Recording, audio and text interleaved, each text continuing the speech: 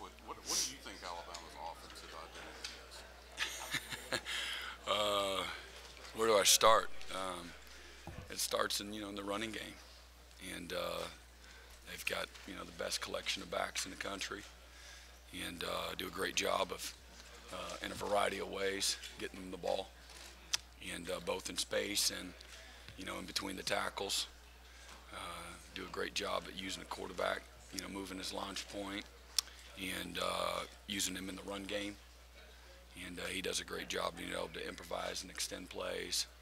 And then they've got, terrific players to take the top off your defense, off of all their play actions. And so they do a very nice job of complementing the run and the pass, together. Is it easier or to prepare for a team that's identity is it's Derrick Henry is 80% of it or 70% of it, or if it's Baker Mayfield who's everything's built around what kind of one guy does. Is it more difficult that Alabama doesn't seem to feature? Well, sure. Obviously, I think some things are going to. This is what we do, and if you're in, you're required to do it. And then, I think each one probably brings a little bit something different to the table. But yeah, I mean, they are able to stay fresh. As much as anything, it's their ability to physically impose, their will on people. And they've got terrific players, very highly recruited players at every single position in that huddle. And so even when everything is right, the margin for error is very little, fundamentally, athletically, physically, and when they're able to keep guys fresh, at the skill position when they're featuring the running backs, it can be again, it's a great challenge. And as we know, they, you know, I think they established the run game early. Last year we got settled down and got a little bit better. Losing Henry was a big deal for him. And but as we thought a year ago, 34 is a great player as well. And I think this year has proven that. So they got home run hitters, man. Outside and in that backfield, and then the quarterback. On the first few plays of the game against one of their early opponents, I mean, second play of the game, he's flipping the field, and 60 yards later it's a touchdown, and that's what they do. Some option principles in some ways, and but do a great job of getting their best players the football on the perimeter in space against maybe smaller cover type guys as well, and force everybody to get involved. You're not gonna hide against these boys. They're not. Well, I'm gonna cover my guy over here. They're smarter than that. And so if you have some deficiencies, they'll expose you in a minute. How is Brian stand on this offense being different than Lane's? Oh, I always look at each game just as kind of a season in life of its own. I don't really look at trying to compare and contrast and just what they do different. I look at players and what they do best, how they feature them, and don't really try to even compare. But they got great backs again. They got really good receivers.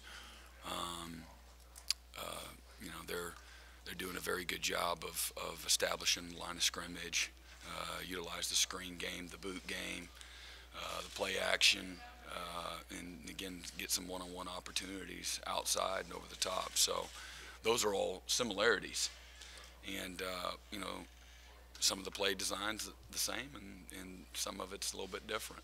And they got back here. I think for the most part all year they were the #1 team in the country and destroying everybody. So what they've done is very effective. The coaches changed, but the players keep doing the same stuff, and scoring a lot of points and moving the ball both in the run and pass game. So. Do you feel like this defense has kind of taken on the personality of the defensive line, and the team really is kind of taking on that whole personality? Well, I think that's where our most experience was coming back, and it's a group that's probably got our best collection as a position group, our best collection of leaders. They kind of set the tempo in regards to our work ethic our attitude. They bring a lot of energy. They like to practice. They like weight room. They like it all. And it's not a group of guys that you gotta pull any teeth to get ready to prepare and work. Whether we're playing Citadel,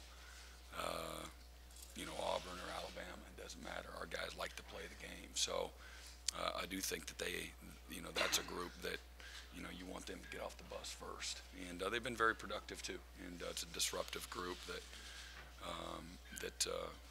has had another strong year. And it's not a group that's really concerned with reading their press clippings and things of that nature. It's a very humble, hardworking, tough-minded, group of guys that are selfless in everything that they do in their leadership.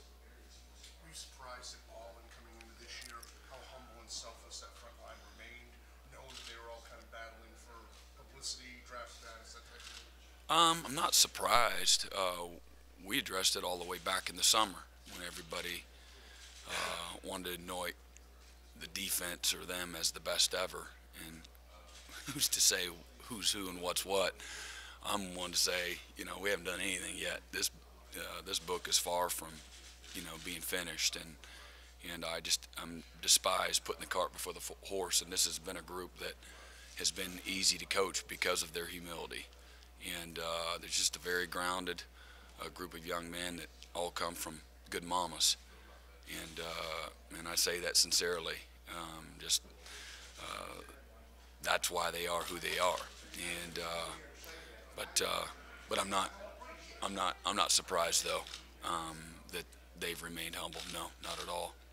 And I think that also that's what our program is, and that's something that Coach Sweeney nourishes and demands, and there'll be no entitlement in this program. And they kind of lead the way. Talk about being the best ever. I know that the guys were really open. They wanted to be better than that 2014 defense. What do you feel like they are? I'm not really concerned with comparing them. It's been a fun group to coach, and that was a terrific group, because as much as anything, they competed and finished everything. And we still have more in front of us. But this has been a group that it's been fun to watch, because despite injuries, despite lack of depth, despite some lack of experience at some spots, you've really kind of seen them, for the most part, get better as the year has gone on. And those are the funnest groups to coach, and it doesn't happen every year. But the best units, the best players that you've been around, that's something that's a quality that they all have. They just keep getting better and keep their nose down, know how to work. And this group possesses that. How much is Dabo a guy that says you coach the defense and do what you want? And how much is he a guy that says you coach the defense within these parameters and do it the way I want? Well, I mean, there's certain standards that are uncompromising, but he gives you a great deal of autonomy. He's great to work for. First, he believes in you, and we all need structure. We need a little bit of help staying in our lane here and there. And he does a great job from just a balance standpoint of knowing what we're doing. Doesn't ask a whole lot of other questions.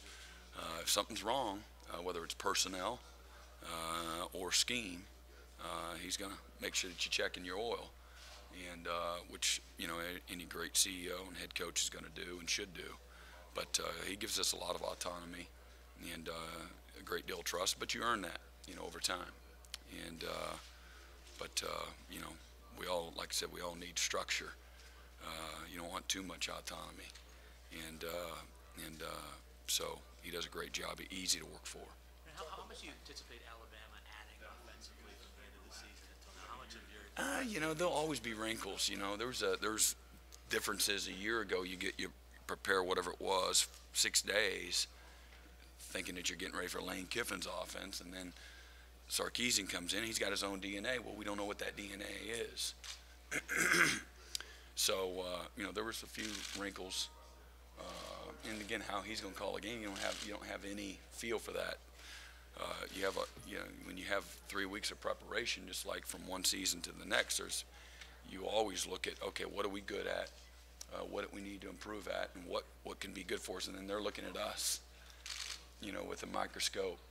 What has Clemson struggled with, and scheme, formation, motion, things of that nature, and they'll incorporate it in their own way. So they'll, just like any other game, there's going to be some wrinkles. But are there any